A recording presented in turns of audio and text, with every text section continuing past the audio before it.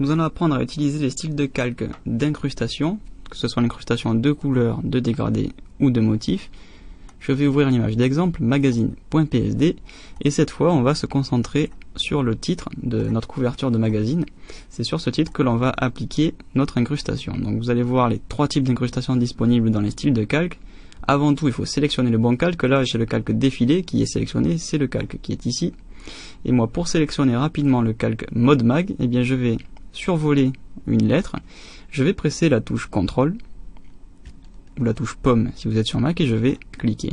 Et en faisant cette petite astuce, ce petit raccourci, j'ai automatiquement le calque mode mag qui est sélectionné. Donc j'ai déjà, vous le voyez, des effets qui sont appliqués, mais qui ne sont pas visibles, c'est-à-dire ombre portée et lueur externe. Donc je peux choisir de les activer pour les voir.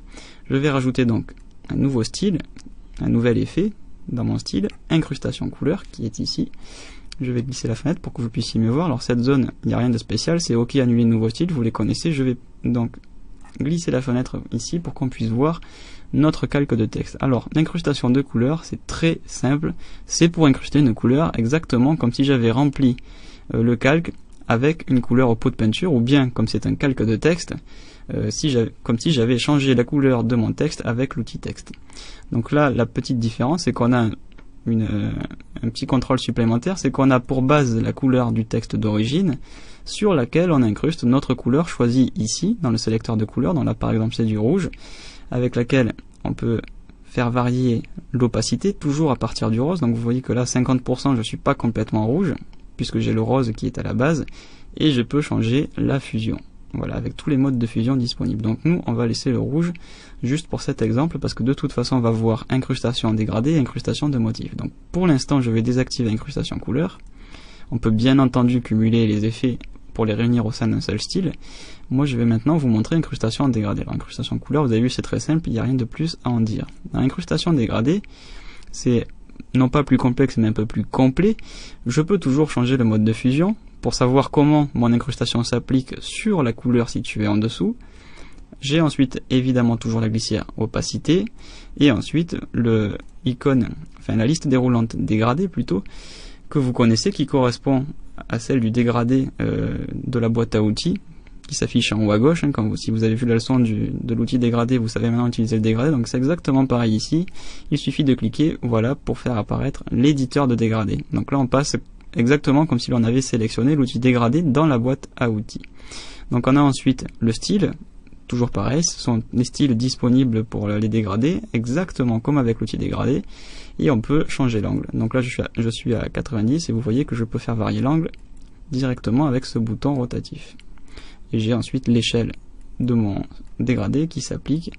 Donc vous voyez qu'à 10%, j'ai un dégradé très franc, alors qu'évidemment, si je veux un dégradé plus progressif, je vais augmenter l'échelle. Donc encore une fois, rien de bien compliqué. Tout se passe ici dans l'incrustation en dégradé, et je peux en plus, alors cette fois je vais garder l'incrustation en dégradé, je peux en plus incruster un motif. Donc là je vais cliquer sur incrustation de motif. Je vais choisir, alors je vais peut-être baisser juste avant l'opacité de mon dégradé, sinon on ne va pas voir le motif. Voilà. Je vais dire incrustation de motif, et donc là, toujours pareil, je peux changer le mode de fusion et l'opacité de mon incrustation, toujours en fonction de la couleur de mon calque de texte et des autres styles qui sont appliqués, puisque là j'ai une incrustation en dégradé d'activer. Je peux choisir parmi les motifs disponibles, parmi ceux que j'ai installés moi-même ou bien créés moi-même. Là je n'ai que les motifs d'origine de Photoshop, donc si vous avez l'installation d'origine, vous devriez avoir la même chose. Je peux ensuite bouger le motif à l'intérieur de mon calque en cliquant directement dans la fenêtre. Et si jamais j'ai déplacé mon motif à un endroit où je ne voulais pas, je clique sur magnétisme de l'origine et mon motif va se recaler tout seul à partir des coordonnées d'origine de mon calque. Donc c'est-à-dire en général à partir du coin situé en haut à gauche.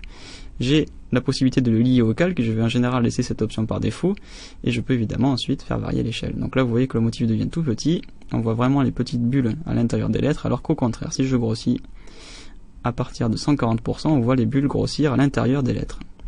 Donc voilà comment je peux mélanger et bien mélanger, surtout avec les fusions, différentes incrustations, une incrustation dégradée, une incrustation de motif. Je pourrais aussi rajouter une petite incrustation de couleur pour teinter tout ça en rouge, modifier ma fusion pour qu'on puisse voir le motif qui est dessous. On va peut-être le voir un petit peu mieux Si je change avec par exemple l'incrustation, voilà, là je commence à voir les bulles apparaître, j'ai du rouge, j'ai un dégradé qui s'applique sur mon rouge parce que j'ai aussi un mélange avec du noir et blanc, donc vous voyez qu'on peut faire des gros mélanges.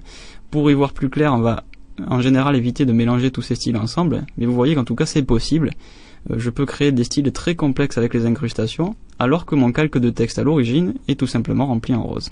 Donc vous voyez simplement en enlevant incrustation de couleur que je peux créer des effets sympas avec simplement un dégradé et un motif. Donc par exemple nous ce qu'on va faire, on va aller dans le dégradé et prendre un rose qui correspond plus à ce qu'on avait à l'origine. Voilà. Donc là je repars à partir de mon rose, je vais baisser un petit peu l'opacité, voilà, pour faire ressortir les bulles. Et je vais valider mon style par OK. Et vous voyez que grâce au style de calque, j'ai pu créer un titre personnalisé sans toucher à l'outil texte et à la couleur d'origine. Et surtout maintenant j'ai le choix de pouvoir les activer ou désactiver à volonté.